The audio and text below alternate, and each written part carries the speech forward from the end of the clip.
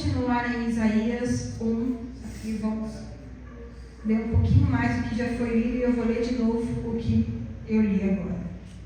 Isaías 1, 11. Indaga o Senhor, que lhe importa os vossos inúmeros sacrifícios, para que me trazerem tantos holocaustos? Eis que estou farto de sacrifícios queimados, de carneiros e de gordura de novilhos cevados. Ora, não tenho nenhum prazer no sangue de novilhos, cordeiros e bodes. Quando vindes à minha presença, vos pediu que pisasses os meus átrios? Quem vos pediu que pisasses os meus átrios? Basta de trazer-me oferendas sem sentido. Elas são para mim como um incenso abominável, luas novas, sábados e celebrações. Não consigo suportar nenhuma de vossas reuniões e assembleias, todas sempre repletas de iniquidade. As vossas comemorações de lua nova e vossas festas fixas, eu as tenho detestado. Tornaram-se um fardo repugnante para mim. Estou cansado de suportar tais atitudes. Quando estendestes as mãos, eis que esconderei os olhos de vós, e ainda que multipliqueis as vossas orações, não mais as ouvirei, porquanto as vossas mãos estão condenadas, cheias de sangue inocente. Ide, lavai-vos, purificai-vos, tirai da minha vista as vossas muitas e mais obras. Cessai imediatamente de praticar o mal, aprendei a fazer o que é bem, buscai o direito, corrige o opressor, lutai pelos direitos dos órfãos, defendei a causa da viúva. Então, assim, vinde e arrazoemos, diz Yahvé. Ainda que os vossos pecados sejam como de escarlate, eles se tornarão alvos como a neve. Assim que sejam vermelhos como o carmesim, se tornarão brancos como a lã. Se quiserdes e me ouvirdes, comereis o melhor desta terra. Contudo, se recusardes e fostes maldosos e rebeldes, sereis todos devorados à espada, porque a boca do Senhor o diz.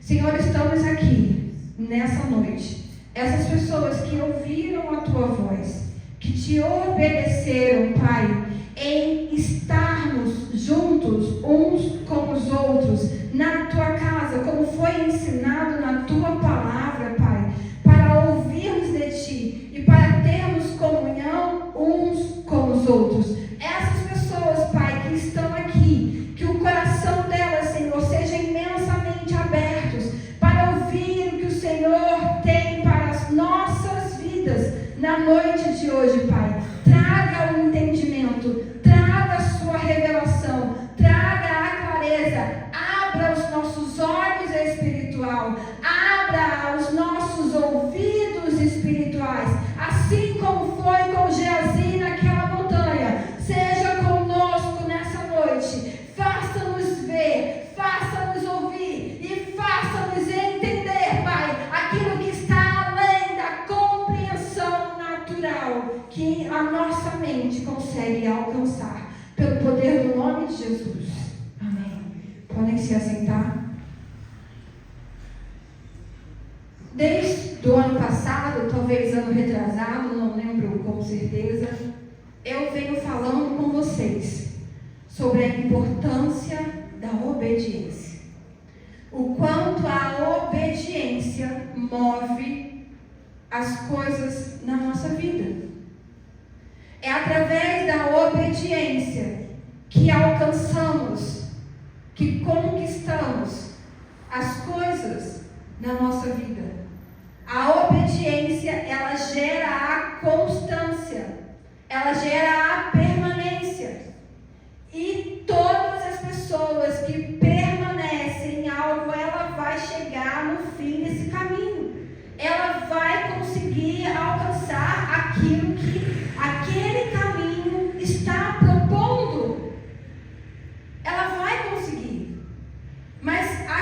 dificuldade faz com que as pessoas parem.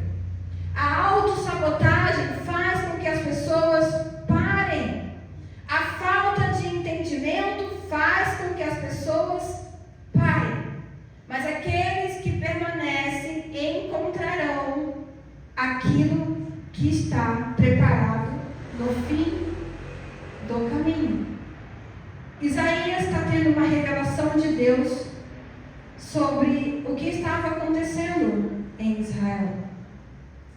As pessoas estavam fazendo as coisas para Deus. Continuavam indo ao templo. Continuavam entregando ofertas. Continuavam sendo judeus. Continuavam vivendo suas vidas, lendo a Torá, fazendo os rituais, mas não estavam alinhados com Deus. E é sobre isso que o Espírito Santo vai falar aos nossos corações nessa noite. A obediência sem o alinhamento vai te fazer fracassar. Se você está ali focado em obedecer, em fazer o que tem que ser feito, mas a sua alma, o seu corpo, o seu espírito não estiver alinhado com Deus, você vai fracassar. Seja no caminho, seja quando você pegar aquilo que você quer no final do caminho, ou seja quando você for usufruir daquilo que você pegou no final do caminho, você vai fracassar. Se você não estiver alinhado com Deus. Israel, existia uma promessa sobre aquele povo. Uma promessa de entrar numa terra prometida que manava leite e mel. Uma promessa de nunca ter mulheres estéreis naquela nação. Uma promessa de não existir mendigos naquela nação. Uma promessa de nunca faltar alimento no prato de ninguém naquela nação. Uma promessa de felicidade e abastança, de vida com Deus, de presença de Deus naquela nação. Isso era o que estava no fim do caminho para Israel. Só que Israel não estava alinhado com Deus. E quando nós não estamos alinhados com Deus, a gente se engana, porque estamos fazendo. Eu estou vindo para a igreja, eu estou jejuando, eu oro, eu leio a palavra, eu canto os louvores, eu obedeço às direções que Deus ou a minha liderança traz para mim. Eu faço o que precisa ser feito, eu estou dentro de um ministério. Você está fazendo. Mas se a sua alma, o seu corpo, o seu espírito não estiver alinhado com o que você está fazendo, vai ruir. Deus deu um sonho para o rei no Império Persa, Babilônio, na época de Daniel, para Nabucodonosor. E Daniel precisava falar para ele o que significava aquele sonho. E Daniel teve a interpretação de Deus. E aquele sonho mostrava uma estátua, onde ela ia do metal nobre, ouro, prata, bronze, até chegar aos pés daquela estátua onde era o barro. É impossível algo se sustentar com um alicerce que não aguenta o peso do que está sobre ele. Assim somos nós na presença de Deus. Se nós não tivermos um alicerce no Espírito Santo, nosso corpo, nossa alma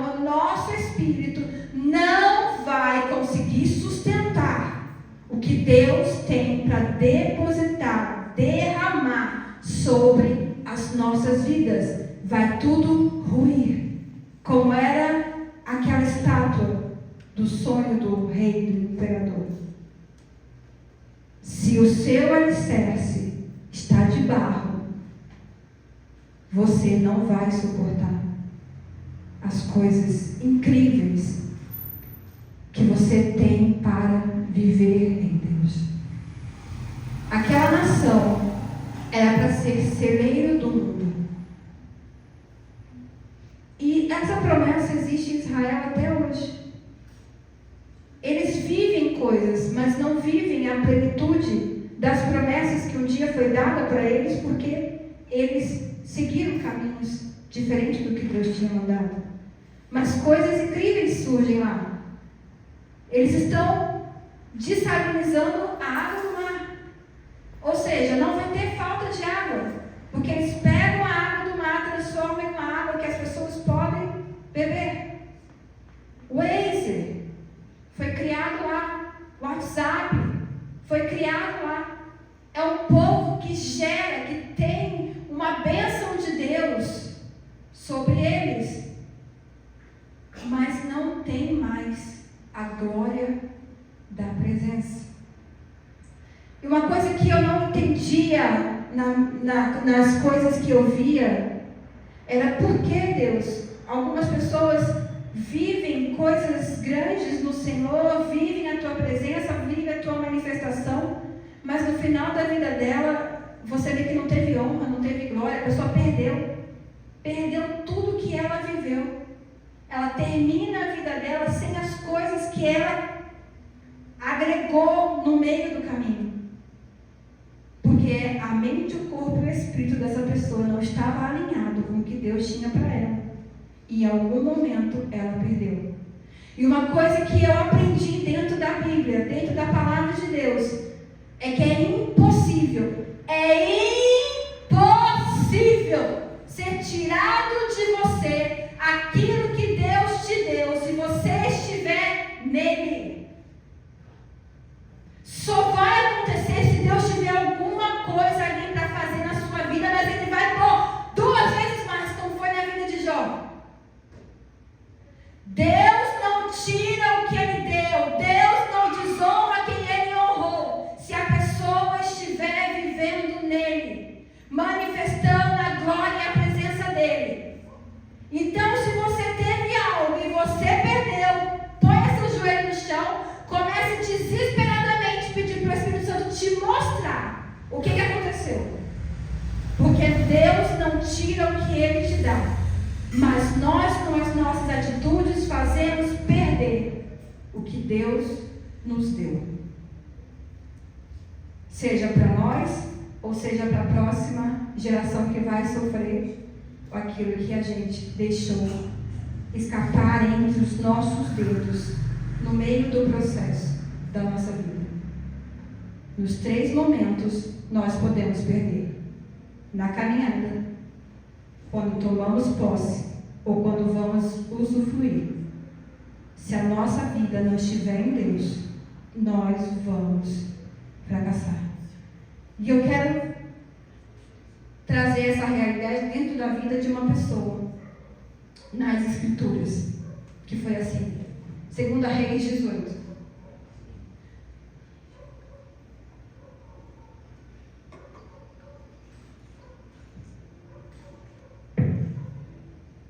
Segunda Reis 18, do 1 ao 5.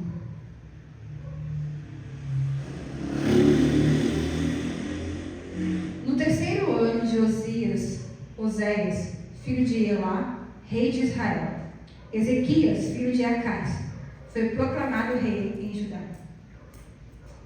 Tinha 25 anos de idade quando começou a reinar e governou 29 anos em Jerusalém.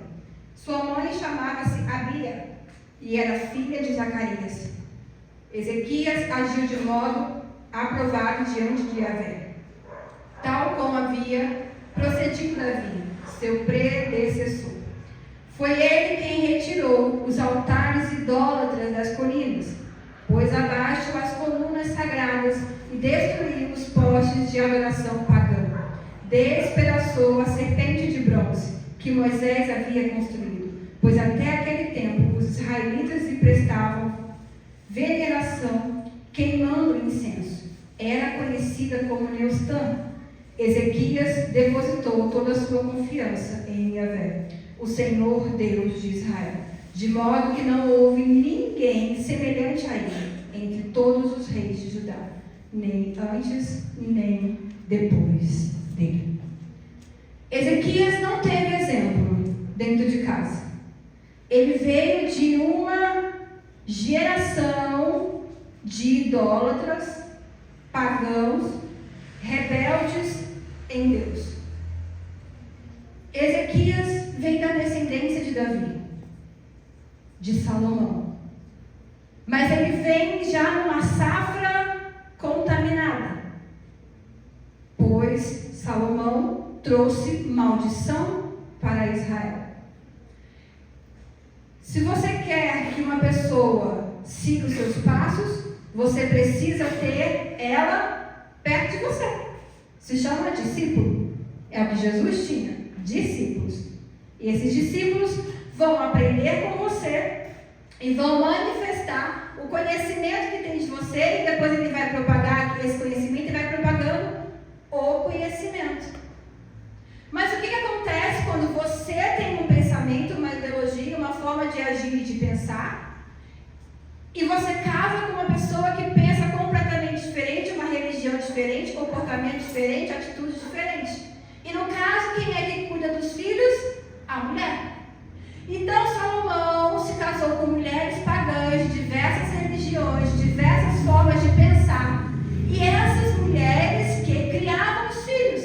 E qual era o Deus que essas mulheres iriam colocar na mente dos seus filhos? O Deus do seu marido? De forma nenhuma. O Deus delas. Então essas mulheres colocaram em seus filhos suas culturas. E elas não estavam erradas. Elas estavam certíssimas. O erro não foi delas. O erro foi de quem trouxe a realidade delas para a sua vida. Às vezes você está reclamando com Deus de alguma coisa que tem acontecido, mas qual é a realidade que você está trazendo para a sua vida? Qual é as pessoas que você está trazendo para a sua vida? Quais são os ensinamentos e conselhos que você está trazendo para a sua vida? E toda essa decadência do reinado de Israel aconteceu porque foi colocado o paganismo, a idolatria, as serpentes, a outros deuses, diante do Deus que disse que só deveria existir Ele. E não é porque Ele é soberbo. E não é porque Deus tem ciúminhos, só eu. É porque Ele tem uma inteligência, uma soberania e uma sabedoria que vai além de qualquer um humano. E sabe que o ser humano é difícil. Que o ser humano tende sempre para o que ele quer. Por que Israel amava trazer os deuses para ele? Porque o que é mais fácil? Eu seguir a um Deus que quer dizer o que eu tenho que fazer? Que quer controlar a minha vida, porque diz que eu não posso trair, porque diz que eu não posso encher a cara, porque diz que eu não posso falar mal das pessoas, ou eu criar um Deus para me abençoar e eu continuar fazendo tudo que eu quero. Muito mais fácil eu criar um Deus. E era isso que eles amavam, trazer os deuses das outras nações que iam só abençoar a vida deles. Aqui eu acabei de ler que a serpente que Deus mandou Moisés levantar no deserto, porque as pessoas estavam morrendo demais picadas pela maldade do coração delas. Aí estava morrendo muita gente, Deus faz uma serpente aí, tu não está dando conta de curar todo mundo, para elas olharem e ficarem curadas. Aí o que o povo faz? Oh, serpente, eu me prostro diante de ti, tu és agora o meu Deus, vou queimar isso. Porque a serpente não fala, a serpente não cobra, a serpente não manda você ter uma vida honrada, a serpente não está lá para dizer o que é certo e o que é errado na sua vida. Você vai lá, você faz o que quer, aquele objeto parado lá, e você vai quando você quer. Porque os homens são amantes de si mesmos. Então eles vão gerar deuses para a sua vontade e a sua glória. E aquela serpente estava lá ainda. E esse homem, com exemplos terríveis dentro da casa dele, acende o seu coração para amar, honrar e adorar ao Deus Todo-Poderoso. Então ele começa a fazer uma reforma dentro da igreja, naquela nação. Ele traz um avivamento no meio daquele povo. Ele quebra aquela. A estátua já tinha até nome, Neustan. Deram nome para a serpente. Porque tem que ter um nome, né? Deus deles lá. Quebra aquela estátua. Quebra todos os postes de adoração. Quebra todos os altares pagãos. Começa a falar para os sacerdotes, eles vão atrás das escrituras, vão começar a ir buscar conhecimento. Aí eu olhava assim para esse texto e falava, mas como é que sabe? Como é que os levitas, os sacerdotes não sabem direito das coisas que está escrito na Bíblia? Qual é a diferença de hoje? Todo mundo tem a Bíblia em papel, todo mundo tem a Bíblia no celular. Aí faz uma pergunta para os crentes, para ver se os crentes vão saber responder. Por que não ler? Não é diferente daquela época. Seja aquela época, seja hoje, se eu não leio, eu não sei. E ali começou aquela reforma, ele vai para aqui, vai para lá, limpa aqui, limpa lá, tira tudo de dentro do templo, purifica o templo, limpa tudo, põe tudo de volta, joga no fogo que não presta, queima todos os altares, porque aqui só vai adorar o Deus vivo de Israel e Yahvé. Então aquela reforma acontece. As coisas mudam naquele lugar. Ezequias traz o fogo de volta para aquele povo. Traz a vontade de adorar de novo Deus verdadeiro naquela nação. E as coisas começam a mudar. Israel estava subjugada por outra nação. Pagavam impostos. Eles estavam como uma colônia. A gente aprendeu na escola, né? O que é colônia? É um povo que é tomado e esse povo tem que pagar imposto para quem está sobre ele. Israel estava assim naquela época. Mas Ezequias traz um avivamento tão poderoso naquela nação, que aquele povo começa a se libertar. Começa a tomar de volta o controle das suas vidas. E na minha vida e na sua é assim. Quando a gente começa a buscar no Espírito, a orar, a jejuar, a identificar quais são as portas abertas da nossa vida, por onde o diabo está entrando, por que as coisas contrárias estão acontecendo, por que coisas não deixam de acontecer na nossa vida, coisas ruins não param de acontecer, e a gente busca, e a gente se consagra, e Deus vai mostrando, e a gente vai pondo para fora, e as brechas vão fechando, e a gente vai tomando o controle de volta da nossa vida, porque foi para a liberdade que Cristo vos libertou. Não foi para ter uma vida medíocre, miserável e salva. Foi para ter uma vida salva e próspera e viva nessa terra. Deus não te chamou para sobreviver. Deus te chama para viver. Mas o que acontece é que as pessoas querem ficar na rede balançando. Estou aqui, Deus. Quando você quiser, eu estou aqui. Estou aqui. Ó, as bênçãos, quando for para chegar, eu estou aqui. Toma a tua cruz e siga-me. Você vai precisar fazer uma faxina na sua vida. Você vai precisar mudar comportamento. Você vai precisar mudar o seu linguajar. Você vai precisar romper com as coisas que te levam para baixo. Com as coisas que destroem a sua vida. Ah, mas eu gosto tanto daquilo. Poxa, eu gosto tanto daquela pessoa. Ela fala mal dos outros, mas ela é engraçada. Divertido ficar perto dela. Tu vai mais uma que ela fala mal.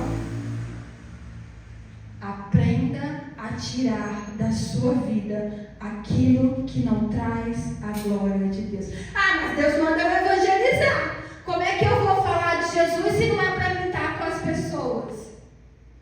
Isso é conversa de quem quer estar na roda dos escarnecedores. Jesus falava com as prostitutas. Jesus falava com os ladrões. Jesus falava com as pessoas, com os assassinos. Jesus colocou até um como discípulo seu, Zelote. Aquele homem andava com espada. Era fogo nos olhos. Se ele matou alguém ou não, eu não sei. Mas se precisasse, ele mataria, com certeza. Porque ele era do mesmo grupo eu esqueci o nome dele agora. Barrabás. Espada na mão. Enfia no bucho e vira para não ter certeza que morreu. Vamos libertar Israel pela espada. Era esse grupo de pessoas que ele fazia parte, que ele se simpatizava. Deus, ele não escolhe pessoas perfeitas, mas ele escolhe pessoas e as pessoas vão se posicionando nele, vão abrindo sua mente, vão gerando entendimento, vão mudando suas personalidades, vão entendendo as coisas. Conhecereis a verdade e a verdade vos libertará. Quantas coisas que você pensava que era de um jeito e depois você descobriu que não era, e você fala, meu Deus, agora eu entendo, agora faz sentido, agora percebi porque aconteceu isso, foi porque eu fiz aquilo, foi porque eu deixei de fazer aquilo outro. A nossa vida tem que estar conectada com o Deus que nós servimos. Porque se a nossa vida não estiver conectada com o Deus que nós servimos, será vão tudo o que fazemos, pois os mornos serão vomitados. Eu não quero ser vomitado. E se eu perguntar para cada um de vocês, vocês também falam, não quero ser vomitado. Mas o que estamos fazendo? Estamos só fazendo coisas para dizer que estamos fazendo? Para enganar nós mesmos? Porque fazer as coisas é fácil. Agora, se colocar de verdade diante de Deus, mudança gera sofrimento. Mudança gera renúncia. Se você na sua vida cristã não viveu isso, você não está vivendo o cristianismo. Você vai renunciar. Você vai sofrer. Vai. Uma coisa que eu garanto é que você vai sofrer. Por quê? Mudanças trazem desconforto. Ser lapidado traz desconforto. E até a gente entender, até a gente chegar no nível de processo, aquilo vai doer dentro da nossa alma. Vai gerar angústia. A gente vai falar, eu não quero passar por isso, não quero viver isso. Mas são as coisas. Da última vez que eu falei aqui, eu falei da cruz, que a pessoa foi cortando pedaço. Quando chegou no precipício, a cruz não cabia. Porque ela foi cortando ao longo do caminho. E todos os processos que a gente desiste, que a gente não quer, que a gente finge que ele não existe, são etapas da nossa vida que a gente vai deixando incompleta pelo meio do caminho. O que faz um homem que tem um coração como Ezequias, rendido a Deus, até um fim horrível na sua alma, como ele teve? Eu vou ler o 20, 2 Reis 20, do 1 ao 5.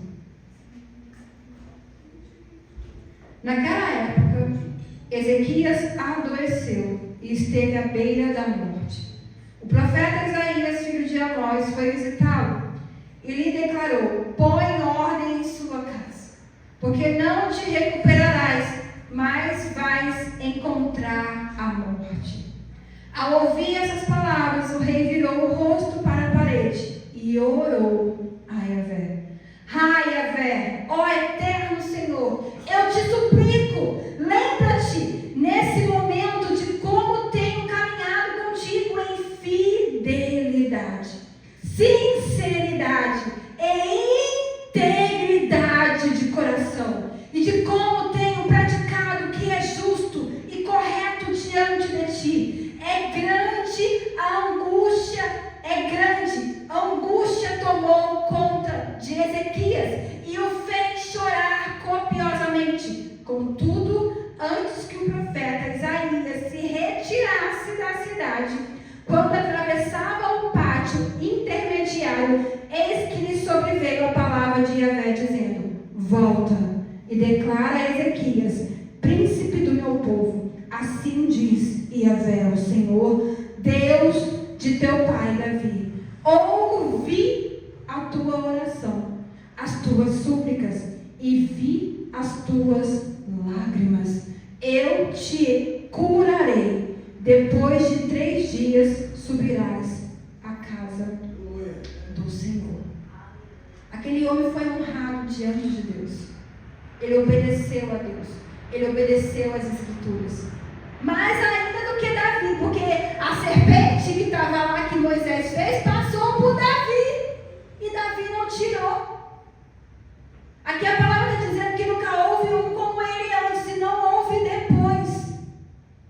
Esse homem honrou a Deus de uma maneira ímpar. Ele obedeceu a Deus, ele honrou a Deus, ele fez as coisas acontecer. Houve um momento nessa trajetória, enquanto ele estava se libertando das amarras, das outras nações, ao qual os assírios veio, falou assim: tu quer ser liberto? Tu vai ver só, eu vou acabar contigo. E ainda tem gente debochada que passa pela nossa vida. Ainda chegou para ele e disse assim: eu estou aqui, vou destruir tudo, viu? E quem te disse que não é Yahvé que mandou eu vir aqui falar isso para você? Olha que Satanás, o diabo é ousado. Ele debocha da sua cara, viu? As pessoas vão fazer isso. Sabe o que elas fazem muito? Não diz que é crente? Está xingando aí, não diz que é crente? Que foto é aquela que eu vi sua? Tu não diz que é crente? É só os crentes que pegam no pé da frente, o mundo também pega. Para encher a paciência. Agora, para ajudar, para dar um conselho bom, para dar uma orientação, menina, isso aí que você fez, foi muito legal. Olha, eu vi lá a tua foto no Instagram. Reflete um pouco.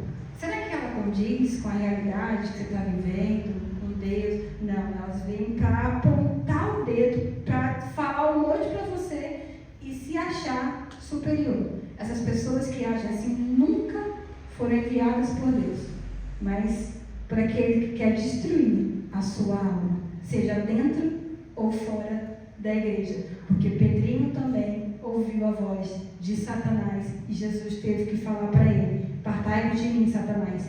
E ele estava falando sobre o que Pedro havia acabado de falar. Mas, entretanto, porém, Jesus fala para a gente amar as pessoas, que a nossa luta não é contra a carne e o sangue, é contra as principalidades ou potestades nas regiões celestes. Mas nem por isso você tem que ficar suportando a pessoa que não enxerga. Ore por ela, mas não coloque ela debaixo do seu braço se ela não quer caminhar com você.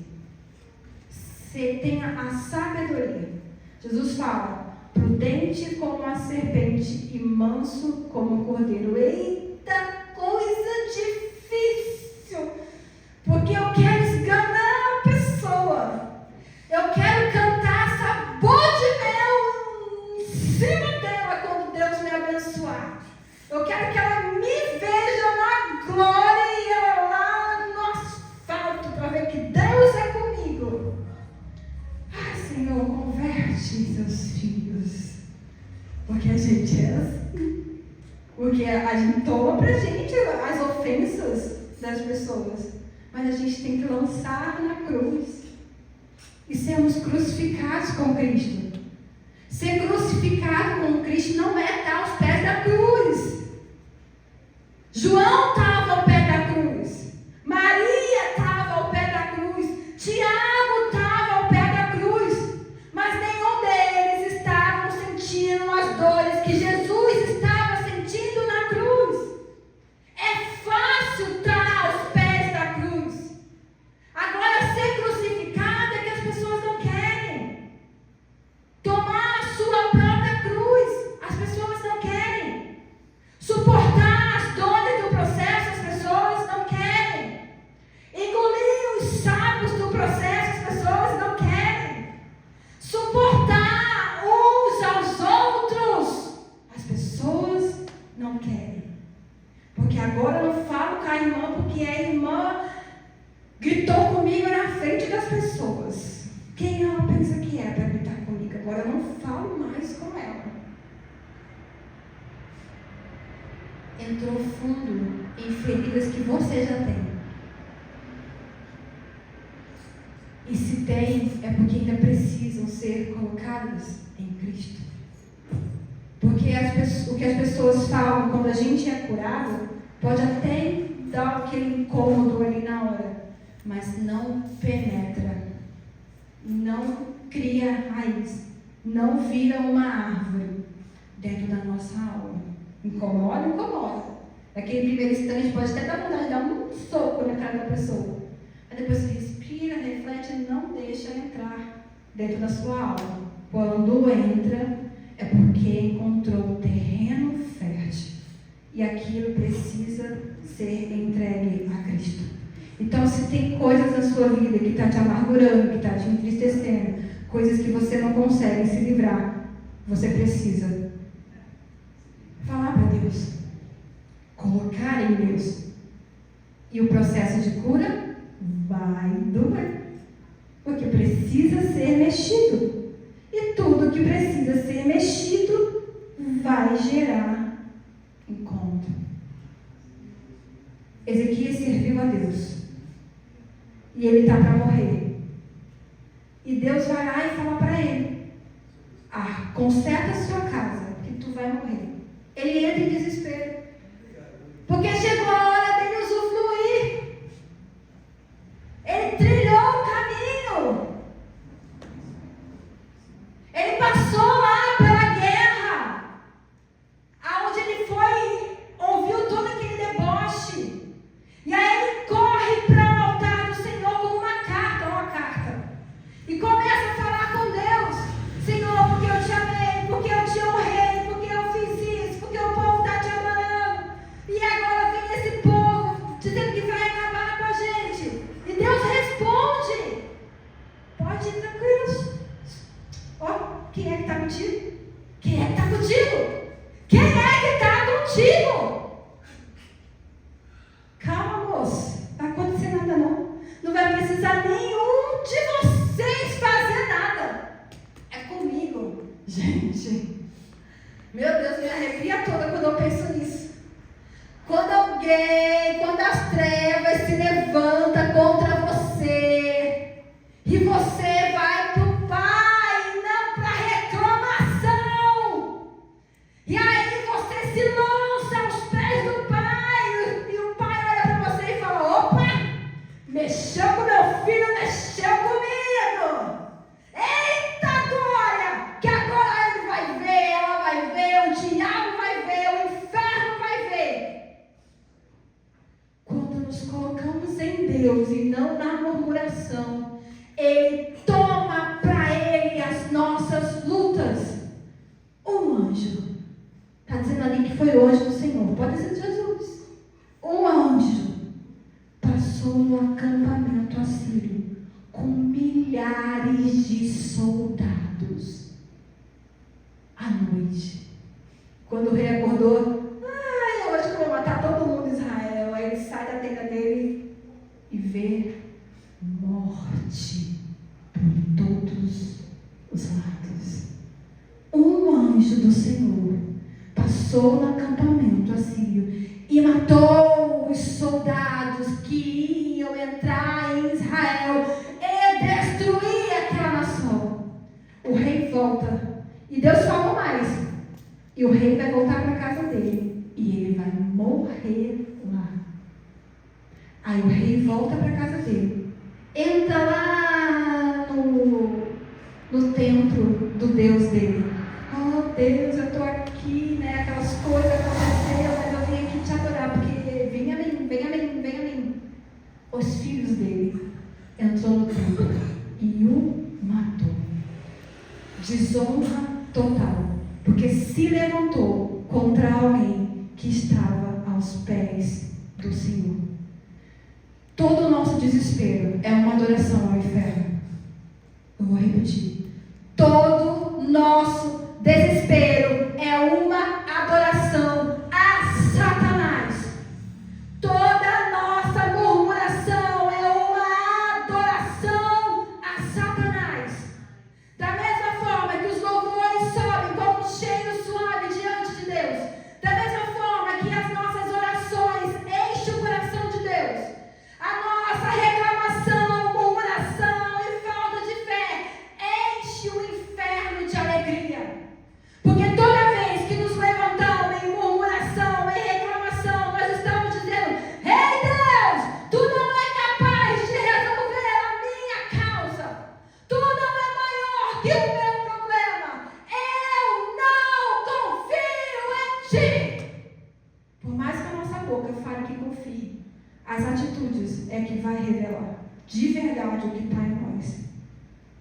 É o nosso posicionamento que vai revelar. Eu sei, gente, que muitas vezes a gente não acredita, porque somos pequenos. Mas a nossa atitude tem que ser em crer. Tem que trabalhar a mente. Tem que nos mover em fé. O que os discípulos falaram? Aumenta-nos a fé. Senhor, aumenta-nos a nossa fé pequena. Senhor, aumenta a nossa fé, porque desde criança a gente ouvia das pessoas que a gente não ia dar para nada, que a gente não ia conseguir nada, que a gente nasceu pobre, vai morrer pobre, que a gente não consegue nada. Quantas pessoas ouviram isso? Ouviram. E aí, no meio do problema, vai olhar para Deus e vai dizer: Deus não vai conseguir, Deus não vai dar conta, esse problema é demais para Ele. Eu nasci para ser burro, para ser pobre, para ser feio. E aí você tira toda a oportunidade de Deus se mover na sua vida. Isso precisa ser trabalhado dentro de você. Ezequias sabia quem ele era em Deus. E tanto quando o rei foi se levantar contra ele, quando o profeta Isaías chegou para dizer que ele ia morrer, ele sabia quem ele era em Deus. Você sabe quem você é em Deus? Você, quando vai olhar para Deus, sabe falar de acordo com aquilo que você está vivendo em Deus? Fica: ai Deus, Tu sabes. Não, Deus, se Tu quiseres. Não, Deus, se. Não mais. Chega e fala: ó Deus, está acontecendo isso, tal coisa se levantou, tal acontecimento está assim, aquilo está acontecendo daquele jeito, mas eu estou aqui, estou no Teu altar, estou Te adorando, estou fazendo o que eu posso, estou pedindo para o Teu Espírito melhorar a minha vida. Senhor, me ajuda. Precisa falar, suas orações precisam ser direcionadas. Você tem que falar o que você quer. Você tem que expressar o que você deseja. Não, Deus, eu quero um carro. Não só um carro para vir para a igreja, qualquer carro. Tu vai receber o pior, porque você não soube. Deus, eu quero casar, eu já estou com 30 anos, Senhor, eu quero casar, daqui a pouco eu vou estar com 30, meu Deus, eu quero casar, não manda um homem, qualquer um, eu quero casar. Aí vai vir qualquer um, porque é a oração que você fez, é o que foi projetado da sua boca, é o que você entronizou para a sua vida. Vai vir. Às vezes vem aquele que vai te bater, aquele que vai te trair, aquele que você vai sair para trabalhar e ele vai ficar dormindo até as 10, porque você pediu qualquer um só para se casar. Eu estava conversando com uma pessoa esses dias. Sempre que essa pessoa está com alguma questão, ela vem pedir conselhos para mim. E aí eu estava conversando e ela falou assim: olha, eu estou vivendo algo na minha vida que eu sei que poderia ter sido mais, porque não foi isso que eu pedi para Deus. Eu pedi isso, isso e isso. Mas aí eu fui procurando, aí eu falei, não, esse não tá, não, esse aqui tá quase lá. Ai, não sei se vai vir outra oportunidade, né? Eu não sei quanto tempo vai demorar. Não, eu vou nesse aqui. E aí a pessoa pegou esse aqui. Ficou feliz na hora, disse, não, tá ótimo, eu consegui isso aqui, é uma bênção. E aí quando ela entrou naquilo, ela começou a olhar e ver os defeitos do lugar. E não era aquilo que ela queria. E o coração dela se entristeceu. Porque o seu desespero, a sua ansiedade, não deixou ela esperar até onde ela determinou que ela ia viver. O medo e o desespero fez ela pegar algo inferior. Se tem uma coisa que a gente não pode errar, é marido e mulher. Não aceite algo inferior. Também não aceite inferior na sua profissão. Não aceite inferior com as pessoas que você vai ser amigo. Amigo de verdade. Tem gente que traz pessoas para perto da sua vida porque a pessoa faz um café legal, mas a pessoa te usa. Você passa a roupa dela, você lava o chão dela e a pessoa está ali falando de você. Ah, mas você quer ela do seu lado porque ela te aceitou como amigo. Isso não é um amigo. Essa pessoa te usa. E o dia que você acordar, ela vai falar mal de você para todo mundo e vai procurar uma próxima vítima. Não permita que essas coisas aconteçam. Não permita a ansiedade, o desespero te tirar do melhor que você pode viver. A gente precisa lançar a nossa ansiedade em Deus, para que Ele nos ajude a suportar isso. Ezequias ora a Deus. Isaías volta. Fala, eita, que tua oração é forte, que Deus te ouviu. Aí falou assim, Deus está falando que vai te acrescentar 15 anos. Não foi Ezequias que pediu 15 anos. Deus que quis acrescentar para ele 15 anos. E para te provar que Deus é Deus, você quer o quê? Que a sombra na escada continue ou ela retroceda? Ele falou, não, ir para frente é fácil. Já vai naturalmente. Eu quero é que volte 10 degraus. E aí a sombra do sol na escada retrocedeu 10 degraus. Para que ele visse que era Deus que estava respondendo a ele. E ele começa a viver a sua vida. E a sua derrota ali, naquela oração. Pedindo para viver e não morrer. A gente tem o poder nas nossas mãos de destruir e de continuar na bênção do Senhor. Ele tinha passado pelas lutas, pela transformação, o avivamento, o trabalho árduo, conseguiu reerguer Israel. Ele era bem visto pelas nações ao redor, recebia reis, recebia presentes, recebia admiração. Ele era admirado pelos israelitas e pelos povos e reis de outras nações, porque o posicionamento em Deus fez com que ele se tornasse uma pessoa admirável. O que o nosso comportamento em Deus revela às pessoas? O que as pessoas veem em nós diante do nosso comportamento em Deus? Qual tem sido a sua identidade mediante ao olhar do mundo para você? Do mundo que eu falo, o mundo fora de você. Ele ganha um prêmio, mais 15 anos de vida. Ele tinha data, tinha prazo. Às vezes eu chego para Deus e falo assim, oh Deus, como eu queria saber quando tal coisa vai acontecer. Ai, como eu queria saber quanto tempo isso aqui vai levar. É tão incrível você ter prazo. E você sabe o tempo que você vai levar para viver aquilo. Ele sabia que tinha mais 15 anos de vida. O que ele deveria fazer? Deus, o que Deus tinha mandado ele fazer? Conserta a sua casa? Porque ele ia morrer ali na hora. Se precisava consertar, porque ele tinha coisas para ser consertadas. Então ele tinha que buscar consertar. Ele tinha que trazer a paz de Deus àquele lugar. Viver debaixo da vontade de Deus, da soberania de Deus. Para que quando os 15 anos terminasse, ele saísse desse mundo em um ambiente cheio da presença de Deus. Mas ele não conseguiu. Porque no momento em que a oração dele foi ouvida, também nasceu algo que já estava dentro dele. Sabe quando você passa por um lugar e não tem nada, só terra? Você passou. Foi. Aí daqui um dia, você volta de novo para aquele lugar e fala: nossa, mas não tinha nenhuma plantinha aqui, agora tem. Não tinha nenhum mato aqui, agora tem. Como assim? De onde veio? Já estava se movendo por baixo. Já estava borbulhando, se manifestando por baixo da terra para crescer. Tem coisa dentro de você que está aí. Só não teve oportunidade ainda de se manifestar. Porque ainda não veio uma situação para ela se manifestar. O dia que vier, tu vai descobrir o monstro que tem dentro de você.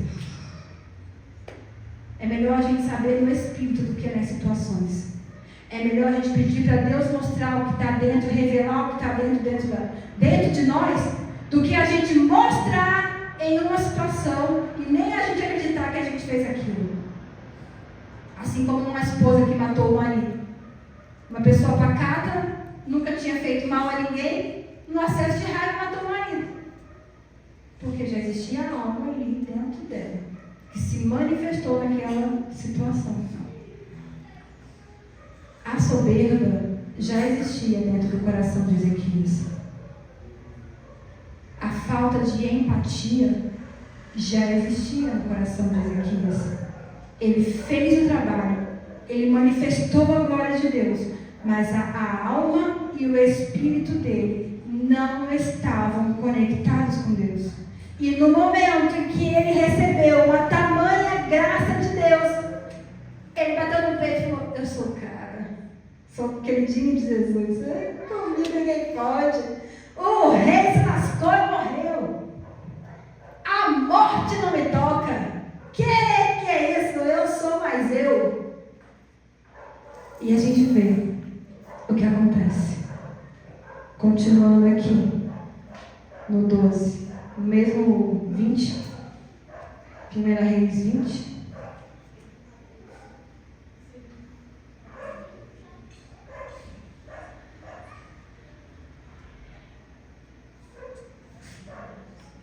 Segunda Reis 20, a partir do 12. Naquele tempo, Merodach, Baladã, filho de Baladã, rei da Babilônia, enviou cartas e um presente a Ezequias, pois ficou sabendo que Ezequias havia estado doente e se recuperara. Ezequias deu audiência aos mensageiros e apresentou-lhes todo o palácio e seus tesouros, a prata, o ouro, as especiarias e os melhores óleos, seu depósito de armas e tudo quanto havia nos seus muitos armazéns. Não houve nada no seu palácio ou em todo o seu reino que Ezequias não lhe mostrara com alegria. Então o profeta Isaías foi ter com o rei Ezequias, indagou-lhe que desejavam aqueles homens e de onde veio tal comitiva para te visitar. Ele já sabia. Ezequias respondeu: vieram de um país longínquo, da Babilônia. E Isaías seguiu interrogando: e o que é que observaram em teu palácio? Ao que Ezequias esclareceu: ora, viram tudo o que há no meu palácio. Nada há nos meus armazéns que eu não lhes tenha mostrado. Então Isaías declarou a Ezequias: ouve, portanto, o que diz a palavra de Yahvé. Dias virão em que será levado para a Babilônia tudo quanto existe em teu palácio, todos os tesouros que teus antepassados acumularam até hoje. Nada ficará aqui, assim diz. Quando vem esse assim diz o Senhor, trema as pernas. Assim diz o Senhor.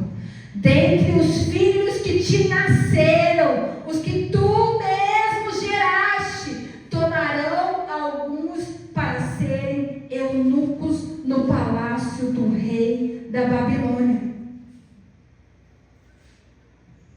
Ele acabou de mostrar. Os mensageiros foram embora.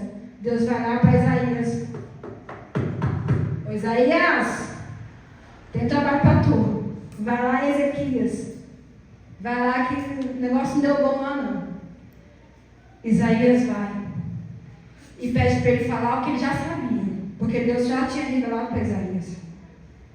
Então vem a palavra. Tudo vai ser destruído. Sabe esse povo que você trouxe para ver tudo que você tinha? Eles vão roubar tudo que você tem. Vão pegar seus filhos e vão levar como eunuco. Sabe o que significa isso? Que eles não iriam casar, não iriam ter descendência, seriam escravos. Os filhos deles se tornariam escravos que não iriam ter relações com mulheres, não iriam se casar. Vida miserável e triste que eles iriam ter. Porque, pastora, mas como assim? Por que Deus fez isso? O que ele fez de errado? De mostrar as coisas que ele tinha? Ele fez nada de errado. Ele só mostrou. Muitas vezes o que a gente faz não revela o nosso coração. Mas de Deus não podemos esconder a intenção do nosso coração.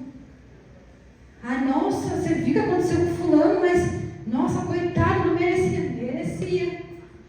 Porque o coração dela se conectou com aquilo que aconteceu. Eu estou falando que tudo que acontece com as pessoas é porque ela merece. Entenda. Mas tem coisas que acontecem na vida das pessoas. É porque ela se conectou com aquilo.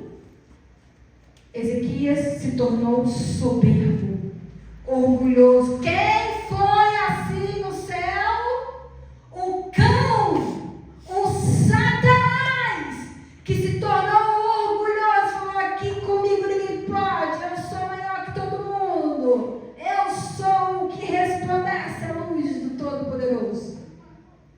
Naquele momento em que Deus ouviu a oração de Ezequias, Ezequias não estava preparado. Pastora, mas então Deus não devia ter falado com ele que ele ia morrer, se Deus sabia que ele ia fazer isso. Pastora, então Deus não devia ter atendido a oração dele, se sabia que ele ia fazer.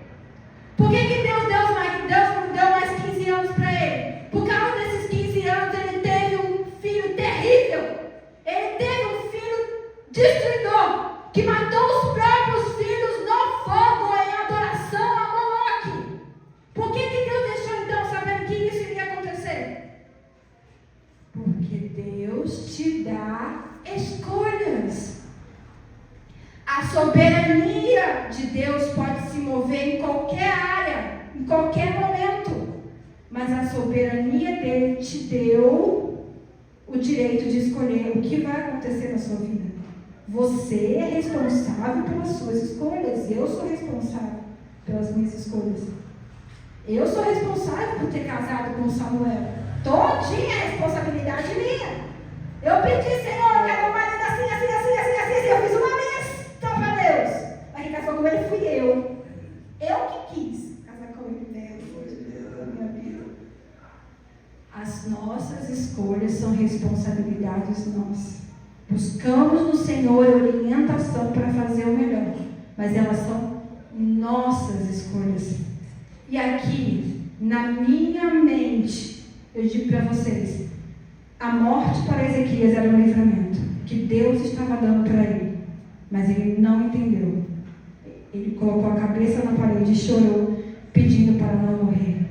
Como ele não estava conectado com Deus, ele não entendeu, e ele pediu a vida. A morte para ele iria livrá-lo dessa derrota de ser soberbo. Iria livrar Israel de ter um rei tirano que mataria os próprios filhos no fogo, que traria de volta o filho dele, trouxe de volta toda a adoração que Ezequias havia tirado. O filho dele desconverteu o coração de toda a nação de Israel de novo. Deus deu a escolha a Ezequias.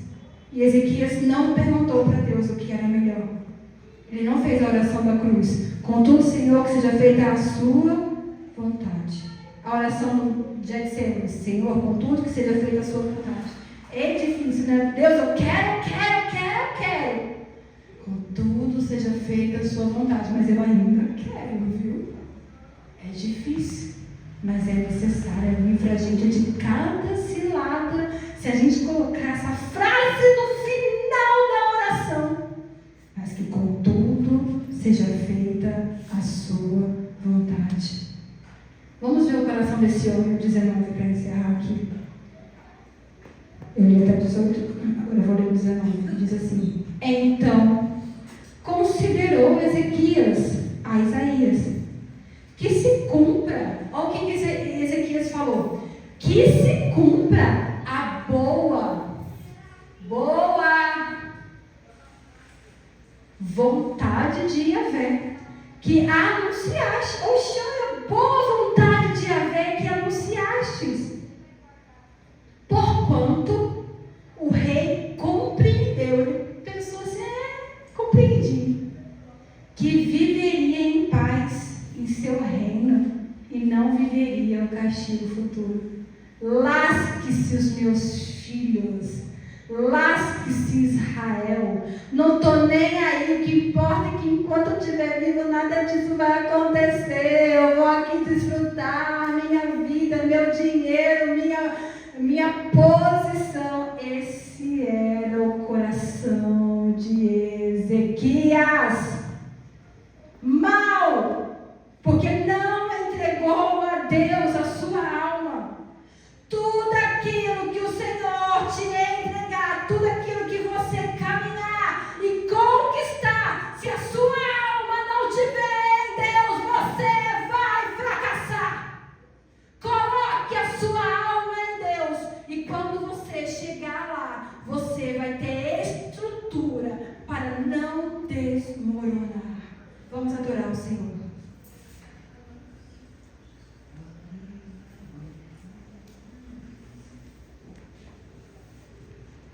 Não são as pessoas que corrompem o seu coração. Não são as dores e dificuldades que corrompem o seu coração. O que corrompe o seu coração é o que já está dentro do seu coração. E é isso que você tem que entregar a Deus, para não ser destruído.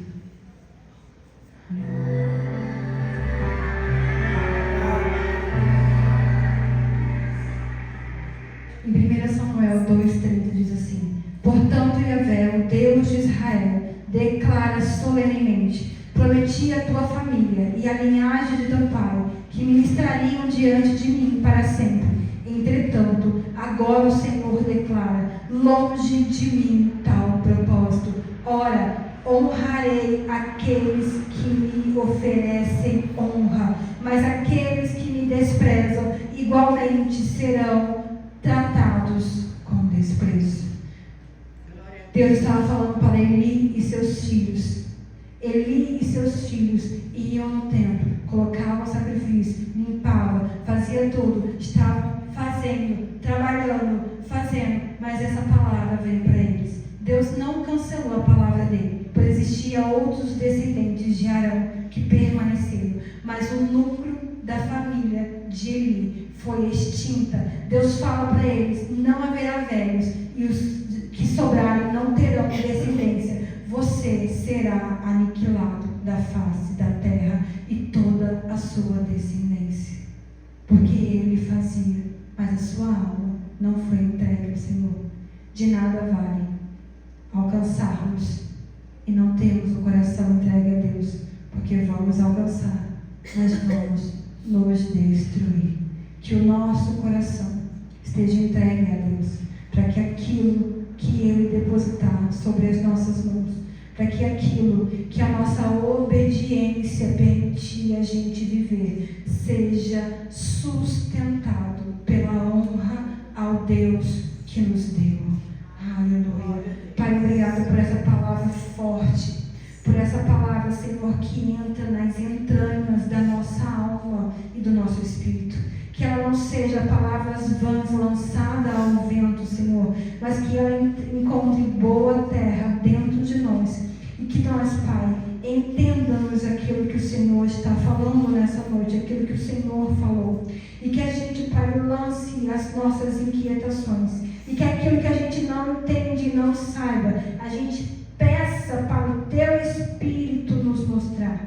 Revela a nós, Senhor, aquilo que os nossos olhos e ouvidos naturais não veem e não ouvem, para que não sejamos roubados de usufruir tudo que o Senhor nos der, para que não seja roubado no processo, para que a gente não seja roubado quando alcançarmos, e que nós não seja roubados no momento de desfrutar, mas que tudo a gente viva na Tua presença, para que com honra nada seja perdido, nada seja tirado, e que em tudo que a gente viver, Tu sejas glorificado através das nossas vidas e nas nossas vidas, pelo poder do nome de Jesus. Amém.